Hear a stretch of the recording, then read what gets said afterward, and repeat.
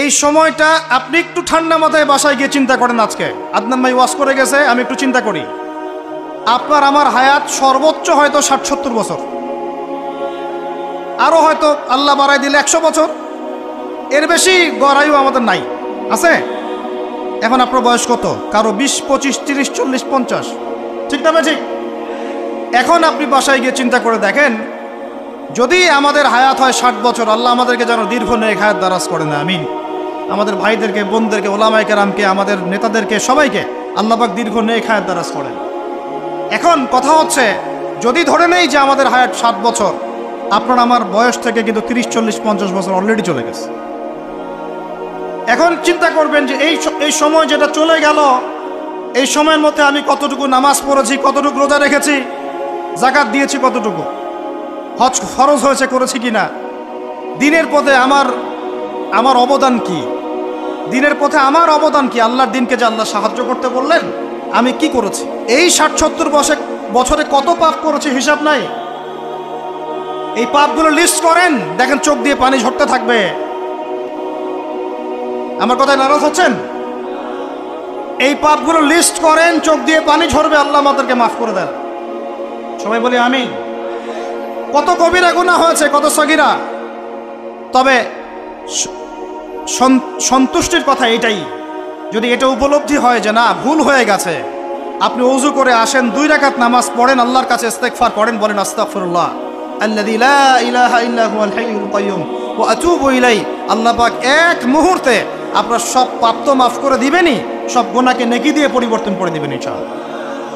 সময়ের কসম বলতে আল্লাহ কি বুঝিয়েছেন ভাই আমার সাথে বলেন? সময়ের গুরুত্ব, সময়ের, আরো আসতে বলেন, সময়ের, বলে আসরি মানে সময়ের কসম, মানে সময়ের গুরুত্ব। আমাদেরকে সময়কে গুরুত্ব প্রদান করতে হবে, আল্লাহ পাক তৌফিক দান করেন।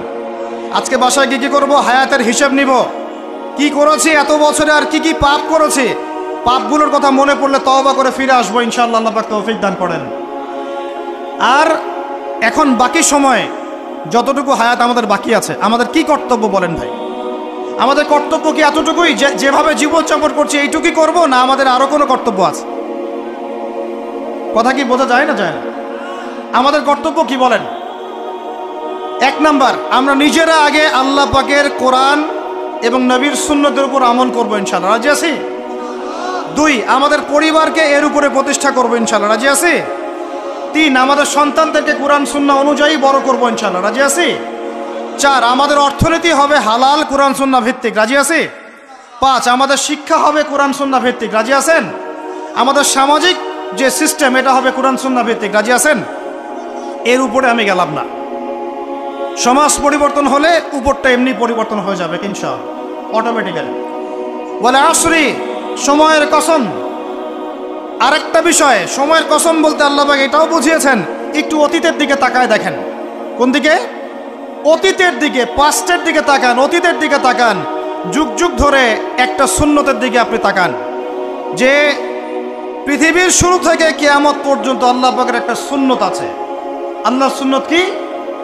আল্লাহর সুন্নত এটা, প্রত্যেক যুগে যুগে যে বা যারাই আল্লাহর বিধান মেনে চলেছে, আল্লাহ পাক তাদেরকে দুনিয়াতেও সমৃদ্ধি দিয়েছেন, পরকালে জান্নাত দিয়েছেন, সুবহানাল্লাহ। আর দুনিয়াতে প্রত্যেক যুগে যুগে যে বা যারাই আল্লাহর বিধান মানে নাই, রাসূলের বিধান মানে নাই, আল্লাহ দুনিয়াতে লাঞ্ছিত করেছেন, পরকালে জাহান্নাম দিয়েছেন। বলেন নাউজুবিল্লাহ। আমার কথা বুঝতে পারলেন ভাই? আরো একবার রিপিট করছি, আল্লাহর সুন্নত কি? আল্লাহর সুন্নত হচ্ছে প্রত্যেক যুগে যুগে যে বা যারাই আল্লাহ এবং তার রাসূলের বিধান মেনে চলেছে, আল্লাহ দুনিয়াতেও সুখী করেছেন, পরকালেও জান্নাত দিয়েছেন। প্রত্যেক যুগে যুগে যে বা যারাই দুনিয়াতে আল্লাহ এবং তার রাসূলের বিধান মেনে চলে নাই, দুনিয়াতেও লাঞ্ছনা, পরকালেও বলেন লাঞ্ছনা। এখন একটা এক্সাম্পল দেই, নূহ আলাইহিস সালামের যুগ দেখেন, যারা আল্লাহর বিধান মেনেছে আল্লাহ নাজাত দিয়েছেন, মানে নাই ডুবিয়ে মেরেছেন, ঠিক আছে কথা?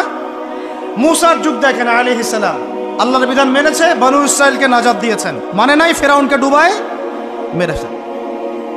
দেখেন আপনি শুআয়বের কওমকে দেখেন, শুআয়ব আলাইহিস সালামের কওম, কওমে মাদিয়ান, আল্লাহর বিধান মেনেছে, যারা আল্লাহ পাক নাজাত দিয়েছেন, মানে নাই ভূমিকম্প দিয়ে ধ্বংস করেছে। কওমে লূত, কিছু মানুষ বিধান মেনেছে, আল্লাহ নাজাত দিয়েছেন, মানে নাই আল্লাহ রব্বুল আলামিন লূত আলাইহিস সালামের কওমকে একদম আসমানে উঠিয়ে পাথর নিক্ষেপ করে থেতলা করে আবার উল্টা দিকে দাফন করে দিয়েছে। নাউজুবিল্লাহ। এদের পাপ ছিল, ওটা সমকামী ছিল, সমকামী, যে সমকামিতা এখন ছড়িয়ে পড়ছে আপনাদের মধ্যে। নাউজুবিল্লাহ। আল্লাহ পাক আমাদেরকে হেফাজত করেন। একইভাবে নবী সাল্লাল্লাহু আলাইহি ওয়াসাল্লামের যুগ তাকান, এই যে আবু জেহেল, আবু লাহাব, উতবা, শাইবা, রাবিআ, এরা আল্লাহর বিধান মানে নাই, আল্লাহ ধ্বংস করেছে। আবু বকর, ওমর, ওসমান, আলী রাদিয়াল্লাহু আনহু আজমাইন, তারা মেনেছেন, আল্লাহ দুনিয়াতে সমৃদ্ধি দিয়েছেন, পরকালে জান্নাত। বুঝাতে পারলাম কি ভাই? বলে আসরি মানে কি বুঝাতে পারলাম? আল্লাহ পাক এই সময়ের কসম করে বলছেন, হে মানুষ শুনো, ইন্নাল ইনসানা লাফি খুসর, সমস্ত মানুষই ক্ষতির মধ্যে আছে। বলেন আউযুবিল্লাহ। এখানে আল্লাহ পাক একদম আমভাবে সবাইকে বলছেন, সবাই ক্ষতির মধ্যে আছে। মানুষের ক্ষতি কয় প্রকার? আমার সাথে বলেন, মানুষের ক্ষতি দুই প্রকার। কয় প্রকার? মানুষের ক্ষতি কয় প্রকার? এক, ইহকালীন ক্ষতি, দুই, পরকালীন ক্ষতি। এক, ইহকালীন ক্ষতি, দুই, পরকালীন ক্ষতি। ইহকালীন ক্ষতি কি? ইহকালীন ক্ষতি হচ্ছে সূরাতুল রুমের এই আয়াতটা। আল্লাহ পাক বলছেন, বা'দা আউযু বিল্লাহি মিনাশ শাইতানির রাজীম, যাহারাল ফাসাদু ফিল বাররি ওয়াল বাহরি বিমা কাসাবাত আইদিন নাস।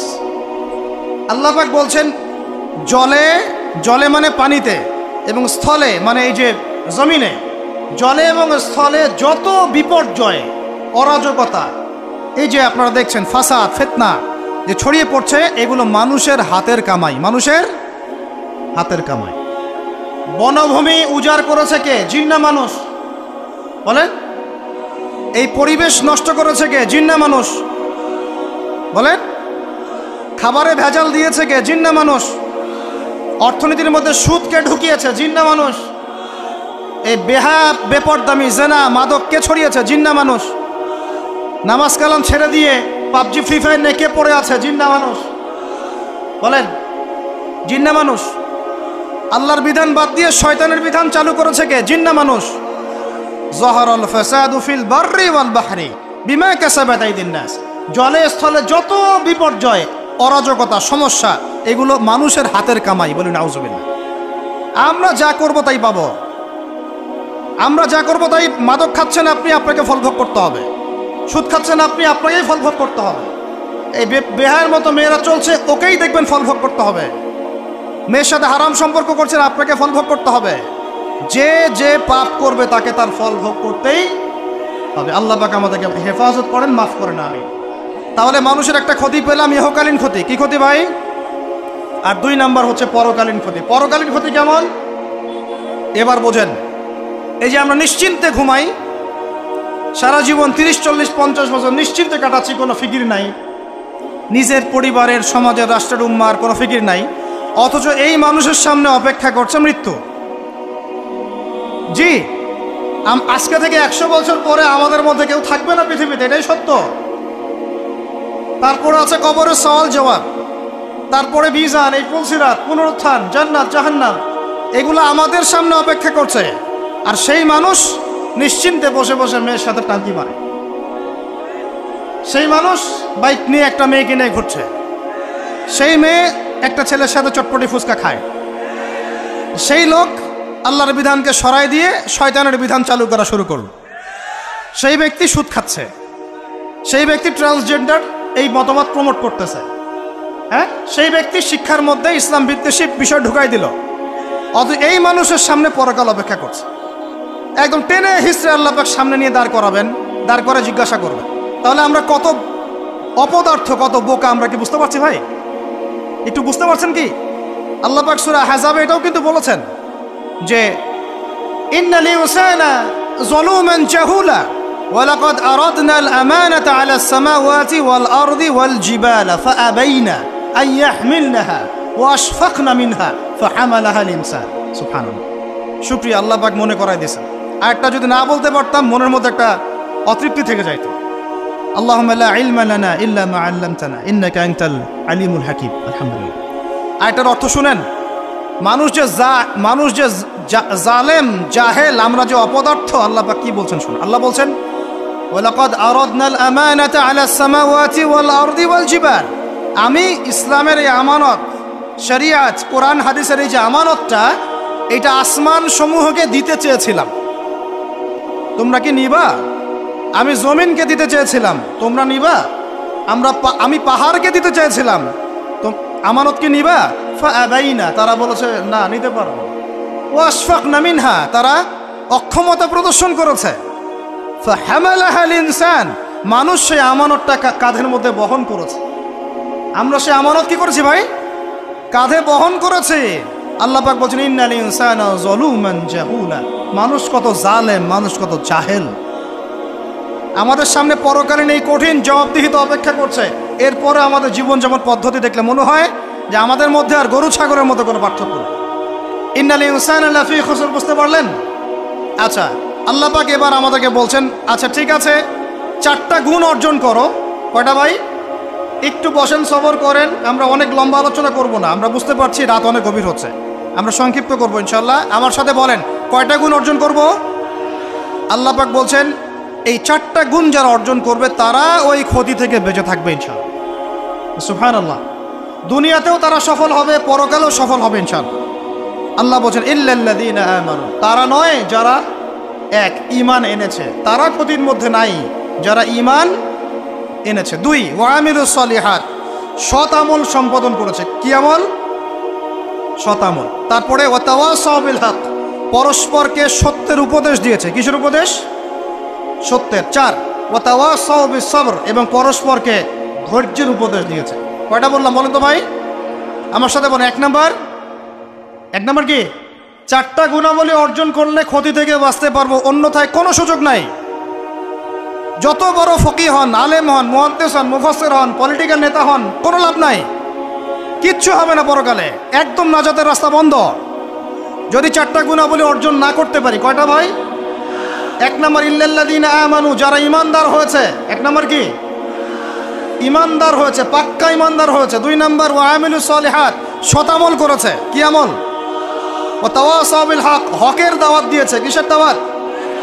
4 নাম্বার ওয়া তাওয়াসাউ বিস সবর, ধৈর্যের দাওয়াত দিয়েছে, ধৈর্যের উপদেশ। কিসের উপদেশ? এটা কি শুধু একজন ব্যক্তির উপরে বর্তাবে না সবার উপর দায়িত্ব?